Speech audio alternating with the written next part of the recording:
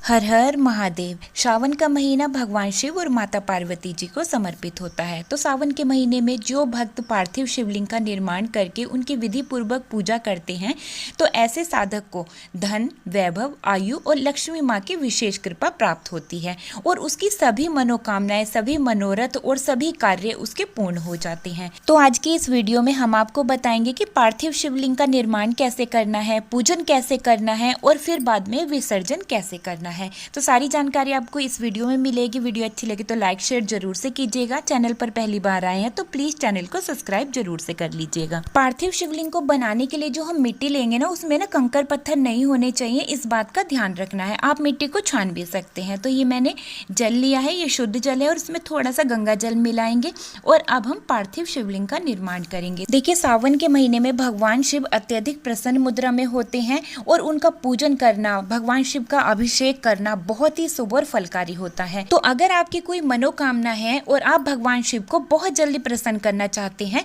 तो आप पार्थिव शिवलिंग का पूजन घर पर हर रोज करें। ये पूजन आप सोमवार के दिन भी कर सकते हैं। जितने भी सावन में सोमवार पड़ेंगे उन पर भी आप जो है पार्थिव शिवलिंग का निर्माण करके पूजन कर सकते हैं।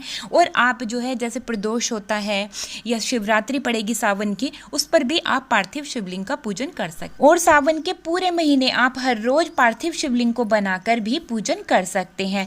मिट्टी के गमले में पार्थिव शिवलिंग का निर्माण करके पूजन कैसे करना है, ये वीडियो मैंने पहले ही चैनल पर डाला हुआ है। अगर आपने नहीं देखा है तो आप जाकर देख भी सकते हैं।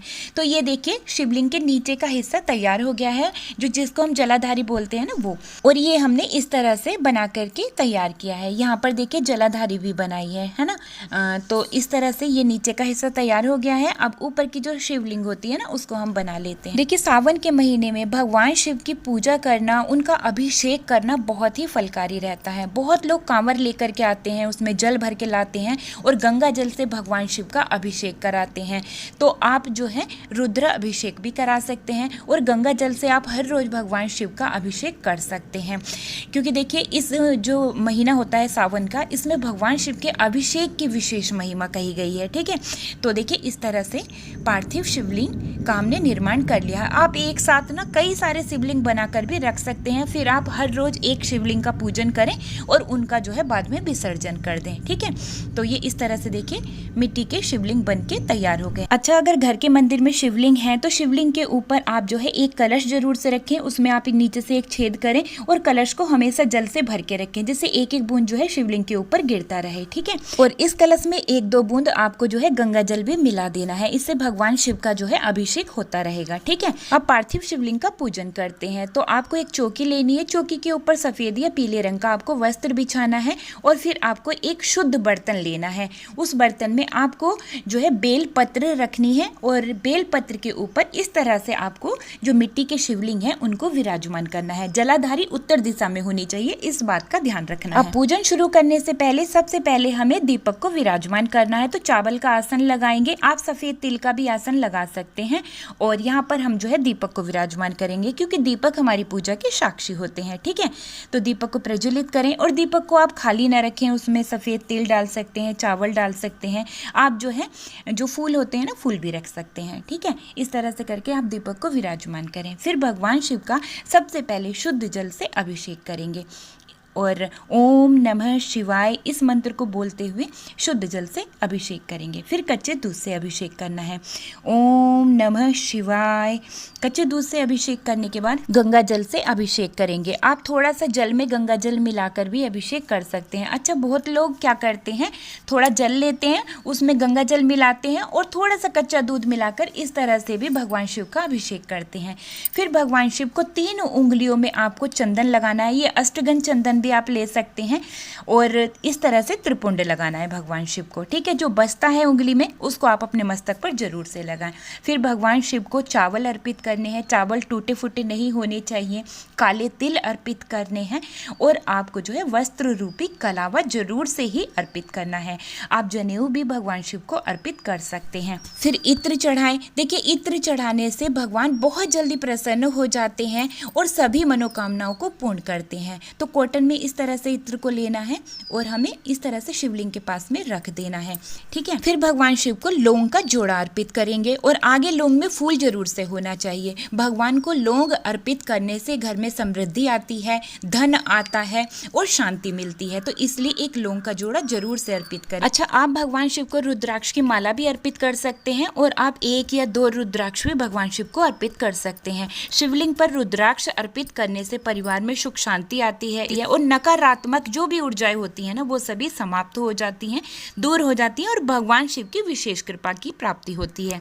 सावन के महीने में भगवान शिव को शहद जरूर से अर्पित करें। शिवलिंग पर शहद चढ़ाने से जो हमारे कुंडली में ग्रह दोष होते हैं ना, वो शांत हो जाते हैं, सभी देवी देवता प्रसन्न हो जाते हैं और धन संपदा में वृद्धि होती है। ऐसे ही आप कमलगट्टा भी भगवान शिव को अर्पित कर सकते हैं। आपको जो है थोड़ा सा गुलाल, जिसको हम अबीर कहते हैं ना, वो भी भगवान शिव को अर्पित जरूर से करना चाहिए। और बेलपत्र आपको जो है चंदन लगा करके अर्पित करने हैं, आप शहद लगा कर भी अर्पित कर सकते हैं। फिर आप अपराजिता के पुष्प, आँख के पुष्प, शमी पत्र, ये सारी चीज़ें आप भगवान शिव को अर्पित कर सकते हैं। धतूरा भी आप भगवान शिव को अर्पित कर सकते हैं।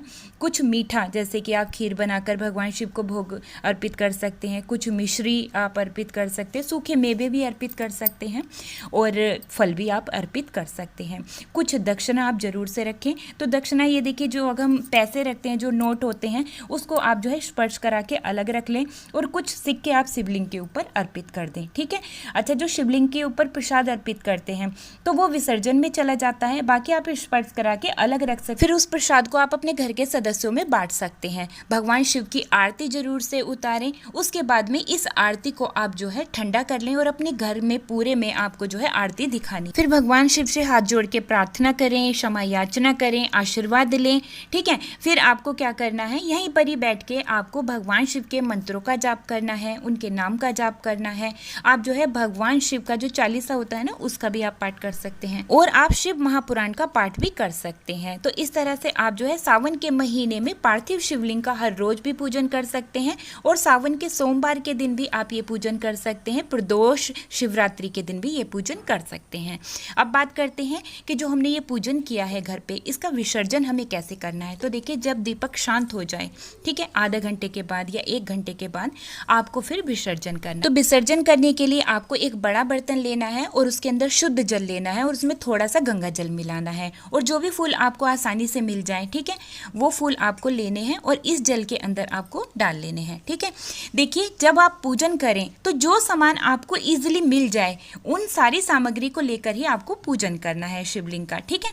अच्छा, अगर आपके घर के आसपास कोई नदी बहती है तो शिवलिंग का विसर्जन आप वहां पर भी जाकर कर सकते हैं। अगर कोई नदी नहीं है तो आप जो है इसी तरह से, जैसे मैं आपको दिखा रही हूँ, वैसे आप जो है घर पर कर सकते हैं। अच्छा, जो हमने दक्षिणा और ये फल निकाल के रखा है, तो आप जो है इसको किसी जरूरतमंद को दे सकते हैं। ठीक है।